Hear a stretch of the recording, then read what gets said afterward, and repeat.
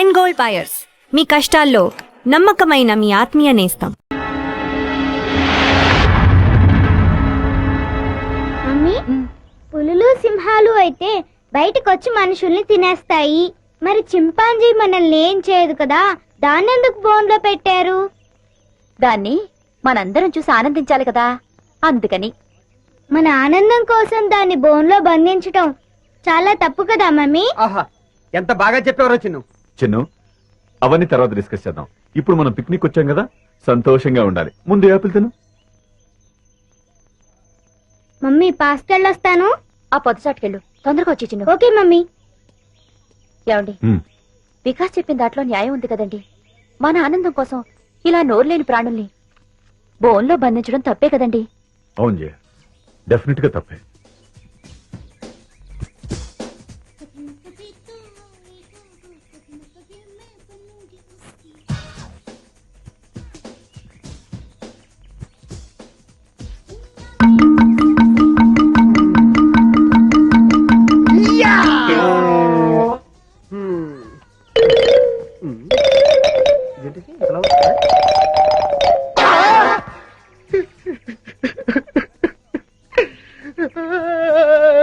డబ్బా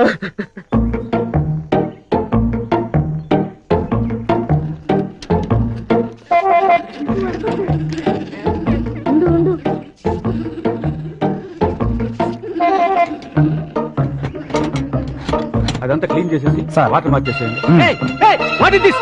వెళ్ళు వెళ్ళు, తొందరగా వెళ్ళిపో. పారిపోతుంది, పట్టుకోండి. తొందరగా పరిగెత్తండి. క్యాచ్ చెప్పండి. Go fast.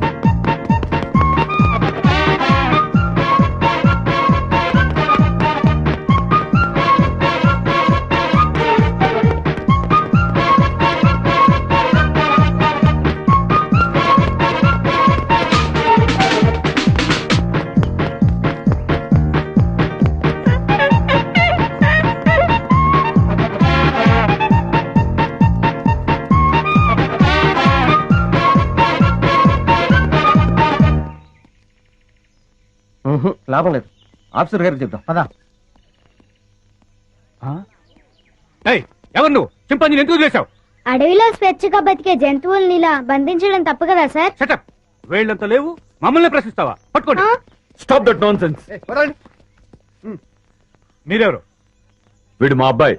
అలాగా, చూడండి, మీ వాడు చింపాంజీని వదిలేశాడు. దానికి పరిష్కారం ఏంటో చెప్పండి. అది చాలా అర్థమైన జంతువు. సౌత్ ఆఫ్రికా నుంచి 5 లక్షలు ఖర్చు పెట్టి తెప్పించాం. మా ఉద్యోగాలు పోతే మీరు ఇస్తారా? ఎంత అన్నారు? 5 లక్షలు. కాంపెన్సేషన్ గా 5 లక్షలు కాదు, 10 లక్షలు ఇస్తాను.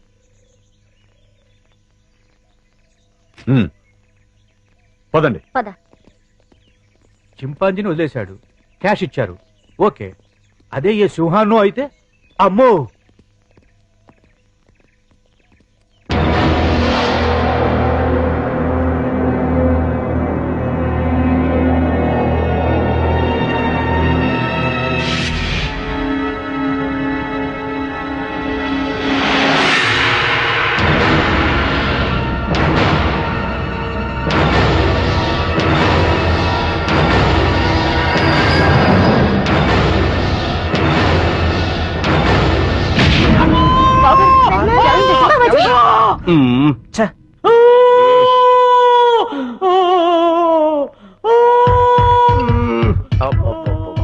వీడి హింస భరించలేకపోతున్నావురా బాబు.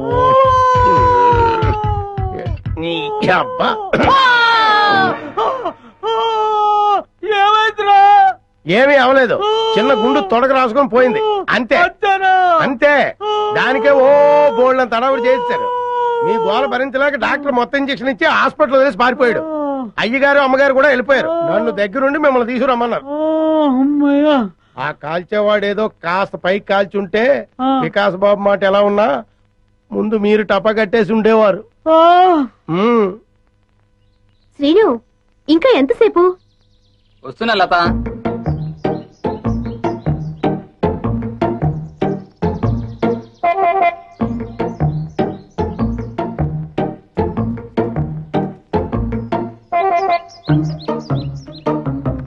ఇంత లేట్ అయితే ఎలా డార్లింగ్? సినిమాకి టైం అయిపోతుంది కదా.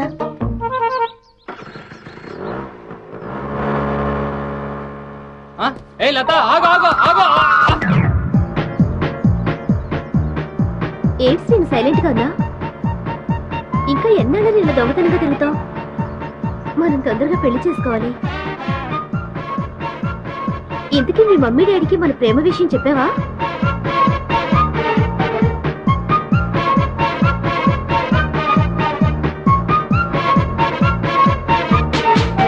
ఏంటి అసలు మాట్లాడకుండా కూర్చున్నావు? కోపం వచ్చిందా? సమాధానం చెప్పకుండా ఏంటా ఊళ్ళు? మాట్లాడు. ఏంటి సీను మూడిగా కూర్చున్నావు? ఇవాళ నీ బాడీ ఏంటి వెచ్చగా ఉంది? తొందరగా మన ప్రేమ విషయం మీ మమ్మీ డాడీలకు చెప్పు. అర్థమైందా లేదా?